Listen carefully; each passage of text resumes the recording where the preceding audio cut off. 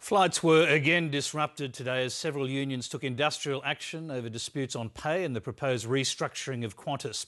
While baggage handlers and customs officers stopped work over pay demands, maintenance staff and pilots opposed to Qantas's plan for a major push into Asia would not rule out taking further action.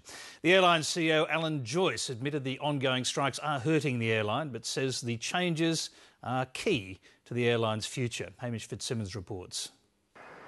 Qantas might not have its back to the wall yet, but Alan Joyce is feeling the pressure. This industrial action is clearly hurting Qantas and our brand.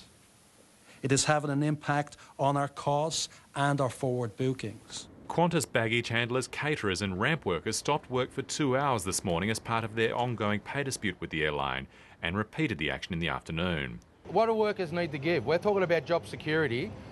Okay, Qantas comes out and makes 1,000 people redundant. You know, we're talking about a pay rise, quite minimal. They're talking about 71% and $5 million to their CEO and 50% pay rises for their board. International travellers face longer waits this evening, with customs officers walking off the job for 4 hours in support of their pay claim. This is a tough job, it's not a particularly well-paid job, and what they're asking for is not unreasonable. Licensed maintenance engineers are planning more action on Friday in reaction to a major restructure of Qantas, which will see it transfer some operations to Asia and will lead to the shedding of 1,000 Australian jobs. Thousands of travellers were forced to reschedule today. Alan Joyce says the ongoing strikes by maintenance staff have forced Qantas to ground 5 aircraft and cancel 97 flights a week along the east coast.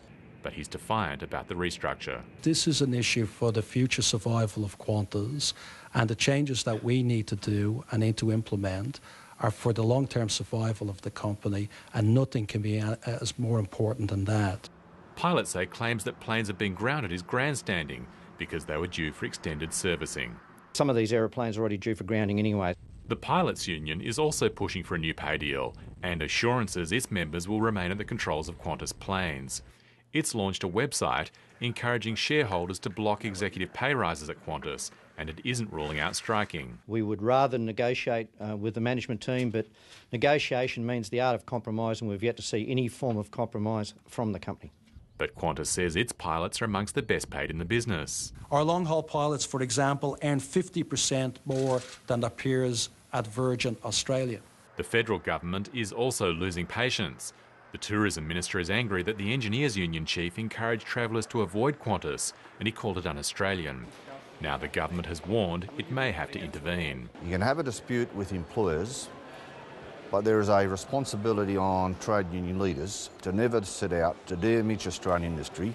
Yeah, well, Martin's always got some interesting comments, and I'm not going to bite at anything that he says. The beleaguered tourism industry has also chimed in, saying that the Qantas industrial turmoil is compounding problems it already faces from a combination of the strong dollar, the weak global economy and local natural disasters. The uncertainty created by the industrial action will severely disrupt not just traffic at the moment, but the traffic into the summer holidays. It will shake consumer confidence, and we cannot have an industry that is viable, a tourism industry that is viable, without consumer confidence in our transport network. While airlines and airports say they're coping now, days of disruption may go well beyond Christmas, with neither side in the Qantas dispute indicating it will give ground. Hamish Fitzsimmons, Late Line.